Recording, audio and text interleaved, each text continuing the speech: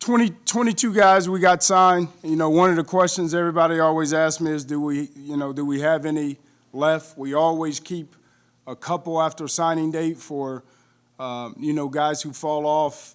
You know, the transfer thing kind of happens a little bit sometimes in May. So we do have a couple left that we can save for some other guys. We could get up, you know, to 25, even possibly 26, you know, guys in this class. So as you can see, a lot of accolades in this class, a lot of guys from winning programs, a lot of guys who were team captains. Those are the things that we look for, leaders, guys from winning programs, which, you know, again, you go St. Thomas Aquinas to Bishop McNamara to Wayne High School right here in Ohio, a lot of programs from winning programs. So super excited about this class. I think, again, like I said, I can't stress enough that they fit our vision. They fit the vision that we want for this program and also for this university. So I'll open it up for any questions that anybody may have about these guys. Just in general, how does it change, I mean, you know, from previous years going into a season recruiting? Now that you are where you are now, it seems like you supplemented a lot more, like all the positions. Did that, just talk about that. Yeah, it was really good. This was really probably the first time that we could hit every position and kind of with multiple. You know, we're kind of, you know, I wouldn't say stacked, but we have, you know, quite a few tight ends in the program. So we only added one. We're kind of in good shape at running back, so we only added one. But we have a possibility. We took 4 linebackers, and one of those linebackers in Keyshawn Gamble, if you watch his highlights, are all at running back, a lot at running back. So we have the possibility that if, you know, if he comes in and we need more depth at running back, we can move Keyshawn Gamble over to running back, which will fit a big back, you know, potential for us at being 6'1", 225, you know, pounds. But this was, you know, when you look at kind of the progression where we were always in between, you know, classes of our first class. So you're really talking about, you know, even Doug Martin and Daryl's classes of all the numbers and guys leaving and changing and all that type of stuff. So this was really the first time that we could fit all of our allotment, you know, with 25. So when you have 25 scholarships to give, you can hit every single one of your positions, you know, multiple times in our offensive line and linebackers, which, you know, we always will take those type of positions because you're talking about it starts up front, and then you're talking about special teams that's helping you out.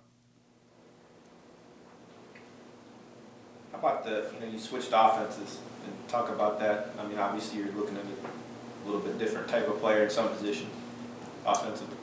Well, I think, you look at our offensive line, you're looking at bigger guys, and that's kind of what we did. We look for a little bit more growth, or, you know, with taller guys, and also a little bit more weight coming out of high school that you don't have to put on a bunch of weight in a couple years. So that changes because it's more of a power team per se than a spread team. So that changes. You look at our tight end, you know, Nathan Monin that we took that's 260 pounds also too, instead of a flex guy that we were looking for before. And again, our quarterbacks, the 2 quarterbacks that we took, you know, are very athletic. One of them, again, is a bigger guy that's more of a, we knew we were going to take 2, and we didn't want to take 2 of the same. So we took one that's more of a throwing guy, that's a bigger guy. The other guy's a little bit more of an athlete, you know. So that and those things you sit there and we changed a little bit going into this recruiting process.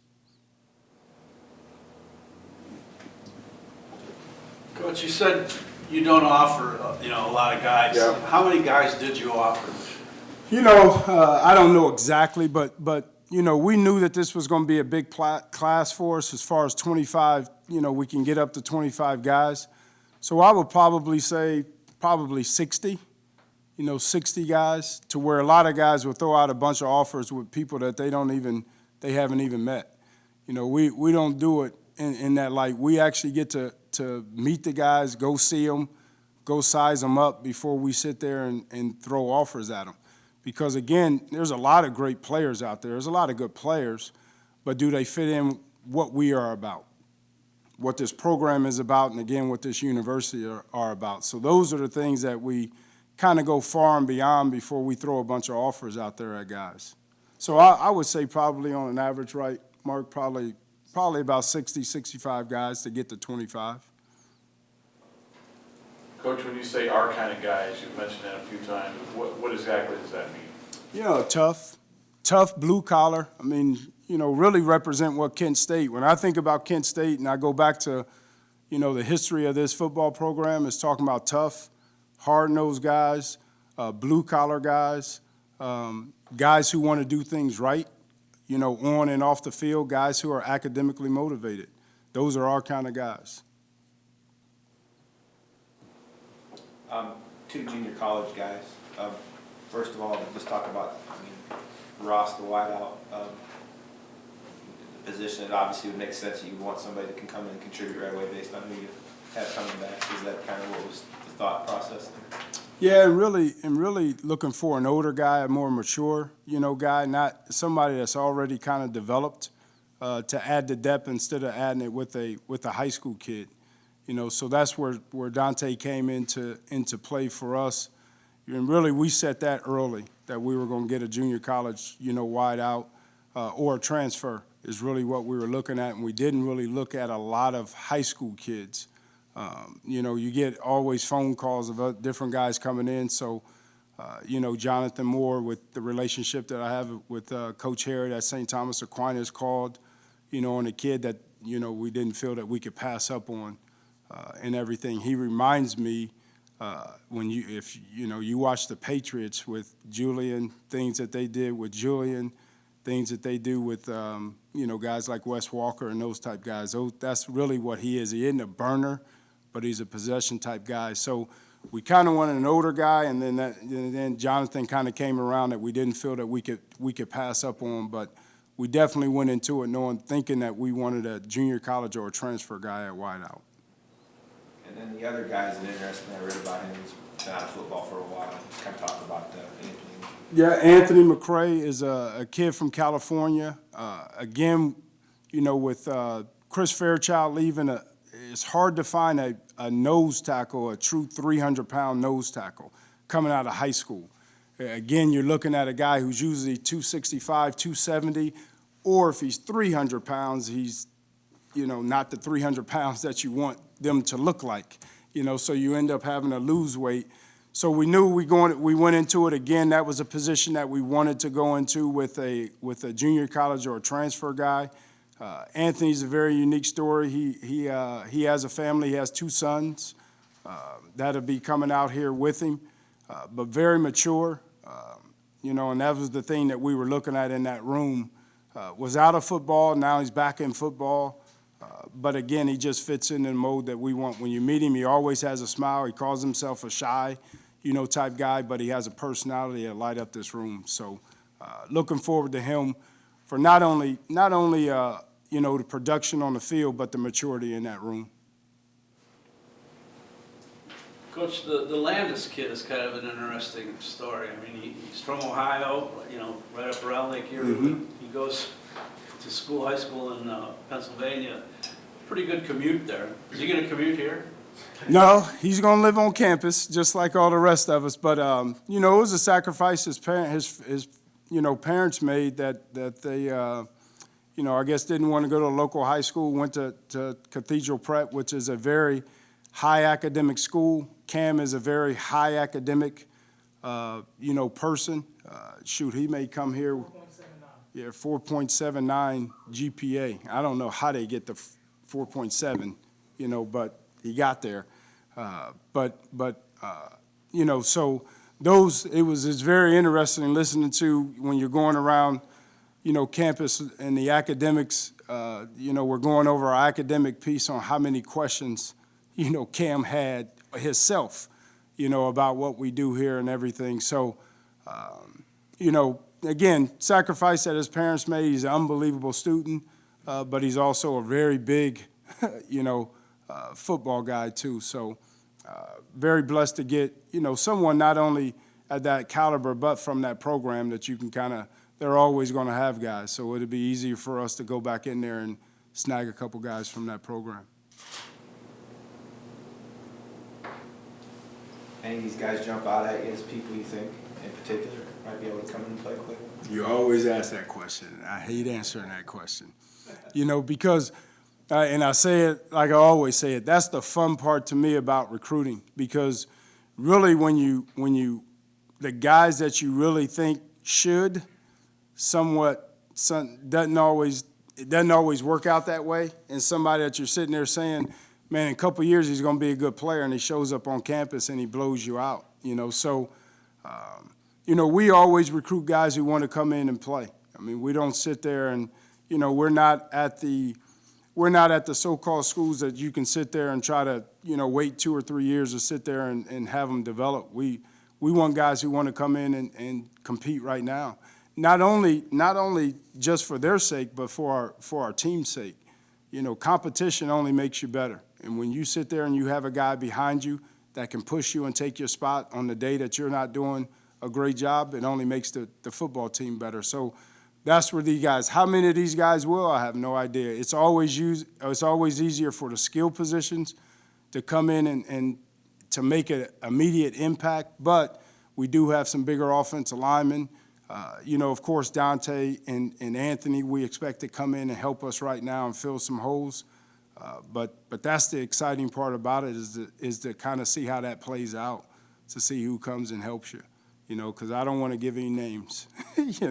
Once I give a name, I kind of jinx them a little bit. So we'll let that thing play out and see how fall camp happens, the summer happens, and fall camp happens. Lost a couple safeties and you added a couple. That's something you obviously had to go out and get to. Yeah, again, the linebacker safety positions are always positions, and even corner, that you always sit there and try to load up on just because you talk about special teams. Not only is it just your positions, those guys may see a little bit more, back to your last question, immediate impact on special teams. All of them are all kind of around the same, weight. And our linebackers, I'm talking about 6'1", 225 that can run. So those guys can see, you can see those guys on special teams and help you on special teams a little bit more, also too. So linebacker, safety, corner, we'll always fill up on. Probably, always try to take 2 or 3 a year. Paul, with some of the improvements and investments in the program, from this room to the locker room, the uniforms that you have up there, even the schedule, a new field, what do you think is your biggest selling point, or does it vary from prospect to prospect? I think first and foremost, you talk about a lot of different things. Kids are different, these days. I mean, it's all about things. It's all about stuff. But also, too, when we tour around this place, and like you said, you look at this room, you look at our new training facility, you look at our new art, or our Jenkins Center, you look at those things, and they're top of the line. They're comparable to anyone, definitely in this league, and somewhat better than other schools. So, and it's also, we sit there as coaches, kind of go around too, on all those tours, and you're like, man, this place is pretty nice. And then you start going and taking them over to the academic buildings, and you see the same thing. And the passion that these faculties have when they meet with our young men and families is they're not only selling, the business school, they're selling the university. They did an unbelievable job, with our guys. So I think what we have to offer, and you look at the, wins and loss history of this program is what we have to fix. But you look at the history, a lot of these guys talk about the NFL. And I think, again, you look at the history of this program of getting guys to the NFL, and you go right by my office and see all 32 teams of scouts who come to our practices on multiple times. So we have it in place here. So I think it's if we can get them to campus, we have a chance with them. I think we have a shot with any kid if we can get them to campus. Coach, I know you're happy with all 22 kids. And I don't know if this is a fair question or not. If not, just tell me. But was there 1 or 2 kids that you looked at, and when you got that letter this morning, you went, man, am I glad we got this guy? Is that That's kind of like that question over there. It's a different way of asking that question. Again, I think it's anytime, and again, I'm happy with all 22 guys. Anytime someone, they're just not committing to myself. It's not about me. They're committing to this university. So what we were selling them, they believe in. And what we show them, they believe in. So anytime, I mean, like you said, it goes back to we offered 60 guys, 65 guys. There's a lot of guys who said no. And it's probably more on that level of I'm glad he didn't say yes than happy with these guys who said, you know, guys who committed to us. So I never think about the guys we don't have. I think about the guys we have, and I'm happy with the guys we have. You know, there are some guys who we did lose, and I always tell the coaches, and again, they're on the road every single day for about a month. So when they lose a guy and they spent so much time getting on the plane, going out to see him, it's a little bit different because they're invested, you know, a little bit more. But I sit there and tell them all the time, we get the ones we're supposed to get. Don't sit there and worry about the ones that we don't get, and don't waste time on the ones. If we have to convince them to want to be here in a year they're trying to leave, we want guys who want to be a part of Kent State, not the ones we got to convince to be a part of Kent State. Did you, any of these guys like have offers from Big Ten schools, anything like that? Did you beat anything like that? You know what? I can't answer that because that's not how we recruit. You know, I mean, you get a lot of guys, like I said, who look at offers and they offer the guy without even knowing them. You know, again, our coaches do a very good job of, we watch the film, we watch the highlight film, we watch game film, we make phone calls, you know, and check the character and all that type of stuff. And if it pans out, I mean, it didn't matter if, you know, Boat University offered them. If we feel that they fit in here and they can help this program, we'll take them. This one's one I get a lot, just about the local recruiting. Mm-hmm. No one from the exact area here, but just kind of talk about it in general. You got several from pretty close, and just talk about just in general how you guys are received locally and all that. Yeah, we're always received. These high school coaches know us. We get in every high school. You know, we do have on our team everyone, you know, from a lot of the local, you know, high schools. Again, the 22 that we have are the 22 that committed to us. It's not to mean that we didn't offer, you know, local kids who chose to go to and choose other schools. You know, so again, we can only talk about the ones that we get, and that's what I like to talk about. But we go into every high school in Ohio, Pennsylvania, Western PA, Michigan. I mean, we've done a good job of getting into them. You can't get them all, you know, though. And there's very reasons on why they choose other schools, which is okay, you know. And that's the one thing that our staff does a very good job, and it goes back to trying to convince guys. We're not going to force anyone to come to Kent. We want the ones who want to be a part of this program, and that's it.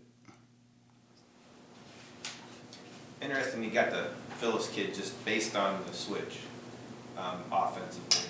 Him he's more of a pure passer, put some huge numbers up. Yeah.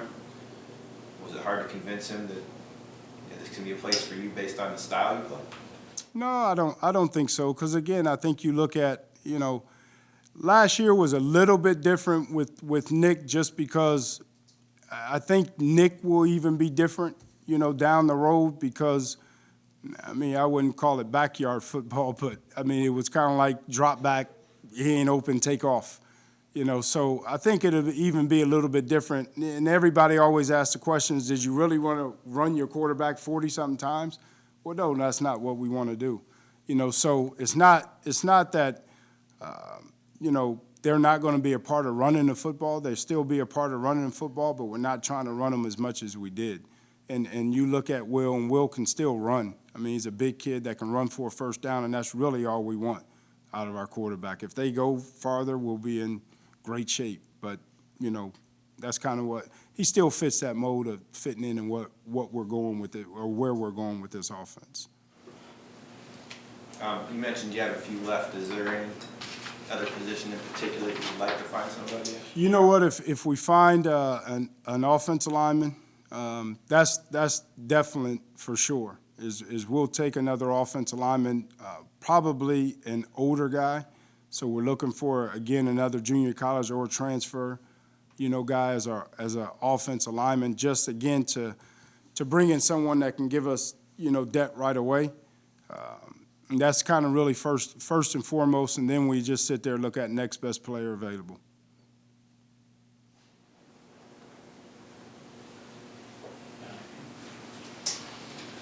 No, Tim?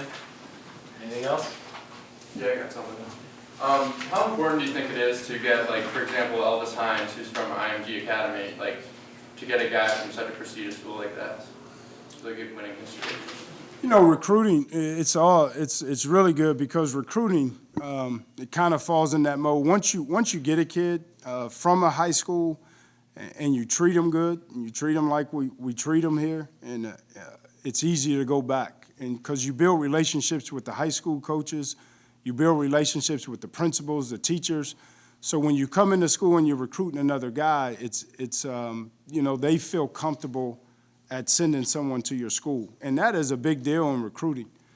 There's a lot of, I mean, you hear the stories. Some of the times there's, you know, coaches who can't go in schools, who are not allowed to go in schools just because of how they kind of treated their kids. So it's important to the high school coaches, you know, and the principals and administrators in those high schools that, you know, you did a lot of selling to get the kid, and then you got him and you didn't do him right. You know, so it's very important for those high school coaches and administrators that, you know, when you follow through with what you say, you know, with the kids. So anytime you look at IMG, and Elvis is on campus right now. We got him mid-year, which will help us also too at our corner depth. But you look at IMG, you look at, you know, even Kenton High School, which we have a relationship with, St. Thomas Aquinas, which is I don't know where they finished, but probably top 5 in the country in high school football. Anytime you can get a kid, you treat them right, it's easier to go back into high school.